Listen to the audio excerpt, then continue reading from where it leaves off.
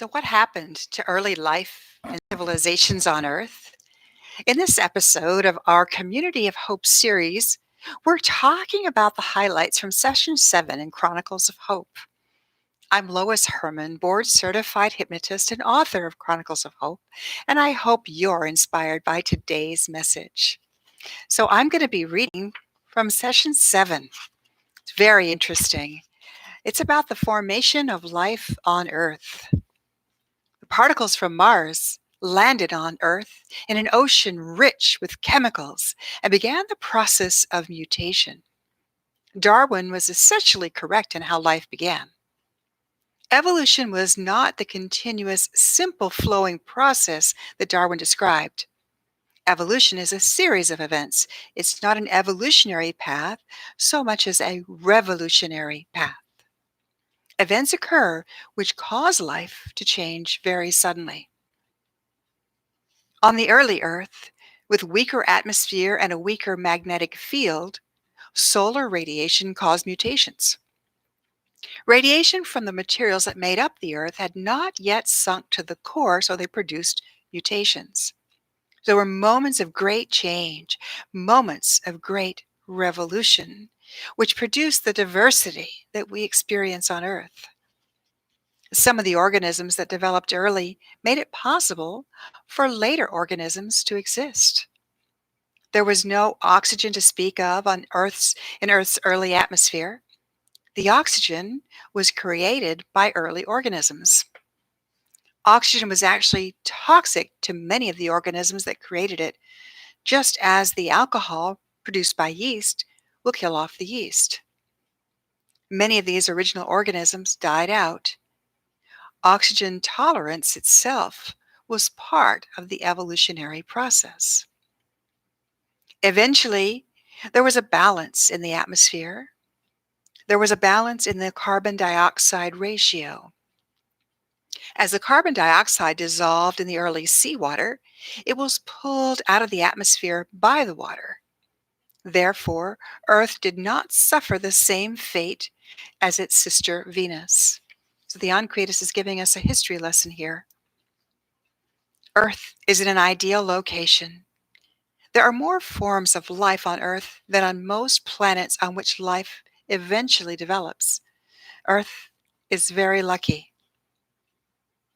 Dinosaurs were the most successful branch of evolution that Earth ever created. Imagine that. Had it not been for a cosmic accident that made life on Earth uninhabitable for large creatures, it is probable that the dinosaurs would eventually have evolved their own intelligence. After the disaster that killed the dinosaurs, nothing with a body weight over 10 pounds survived. These smaller creatures then had their opportunity to evolve without the threat from larger creatures that were here. Evolution is always a process of making way for new life. This happens on all planets and continues to happen wherever there is life, especially on Earth. So imagine humans would not be existing if dinosaurs had continued on. So there's always an evolutionary process. I find that fascinating. They said that there was sufficient radiation on Earth to cause the mutations necessary to strengthen all of the species. There are worlds with cooler suns, with weaker atmospheres. Simple forms of life developed and never progressed. There are examples of this within our own solar system. On Saturn's moon Titan, there are several forms of primitive life that rely on the heat of Titan's core. The water there and minerals make up life, but that life will never progress for lack of any sort of unity. There is no incentive to evolve. Earth is fortunate that the mutation rate is sufficient to strengthen all of the species, but not so great as to cause extinction. This happened on Jupiter's moon Io. Bacteria formed, but the radiation level was so great that the chemical bonds making up the organisms were not able to maintain themselves. So we're very lucky that we've evolved the way we have. Other planets and other solar systems have intelligent life. They tell us more about that in later episodes, in later chapters or sessions. But this is interesting that talks about how Earth evolved, how we evolved, how all of the organisms on Earth have evolved. They go into the next session, which is about ancient civilizations. And they tell us many things still need to be rediscovered. The greatest civilizations on the planet, the Toltecs, Egyptians, Mayans, Lemurians, and their descendants, the Atlanteans, all had very high levels of civilization. So it's interesting, we find in book two, because book two is now at the publisher as I'm reading this, we find that the god Re from Atlantis tells us that civilization is not based on what it can create, it's based on the ethics and morality. That's what defines a great civilization. It's not about what we can produce. The Anquietas tell us it's an interesting trait of Homo sapiens to be in conflict. It seems there is something in the human makeup that seems to require conflict. That could be a result of the evolutionary forces in itself. Only the stronger species survived. Some part of that drive is still part of the human species. We find out more about this as we go on and learn from others of the collective that come through in book two. 3. Humans tend to view any idea they have not created as not being worthy. This is how so much information has been lost over the decades, over the millennia. When a weak civilization progresses, it tends to dismiss the achievements of civilizations that came before in favor of their own. This process is an evidence to this day. So many times the conquerors destroyed amazing insight, amazing developments from civilizations that they're conquering, only to realize later that they wish they'd kept some of that knowledge. This is a very interesting and very profound statement. There will come a time in the not too distant future when civilization will balance on the edge of survival. The future is not written, but trends can be seen. If humans continue, if they do not learn from their past, they will suffer the same fate as previous civilizations. Some of these previous civilizations advanced beyond the need for corporeal form. They evolved to enlightened beings, such as the Atlanteans, the Lemurians, and the Anasazi. Some of the Toltecs, Egyptians, and Mayans were conquered, and so therefore their civilizations declined.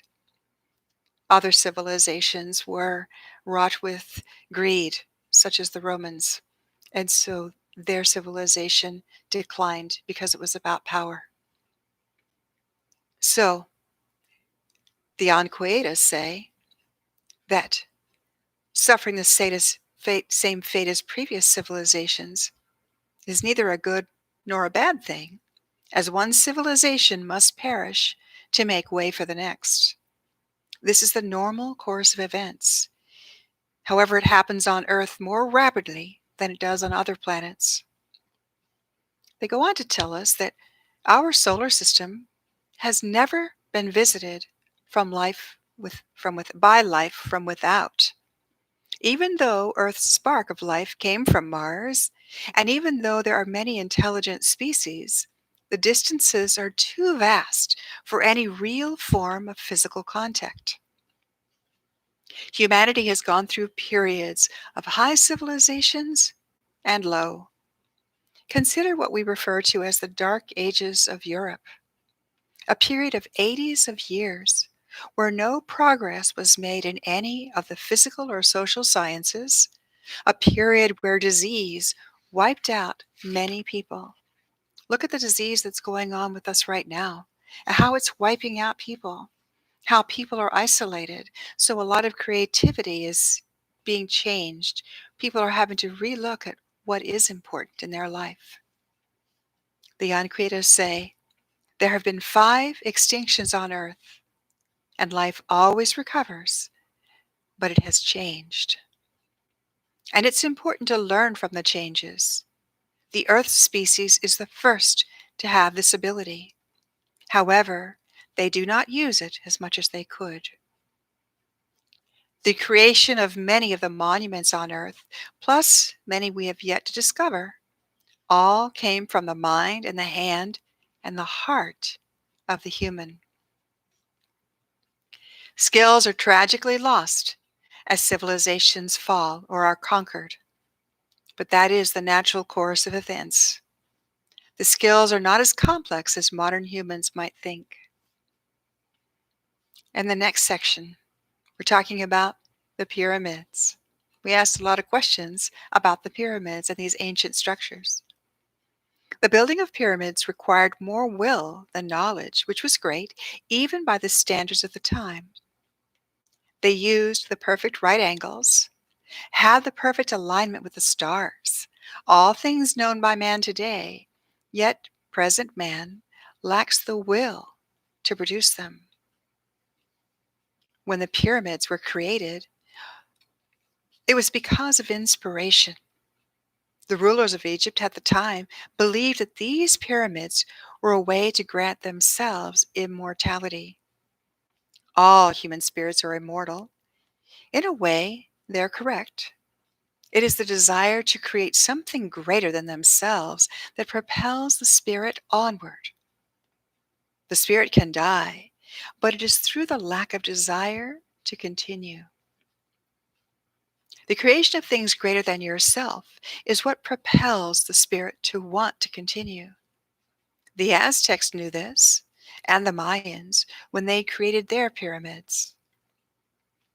The Lemurians, whose spirits still dwell within Mount Shasta, now live a foremost existence similar to the Anquietas.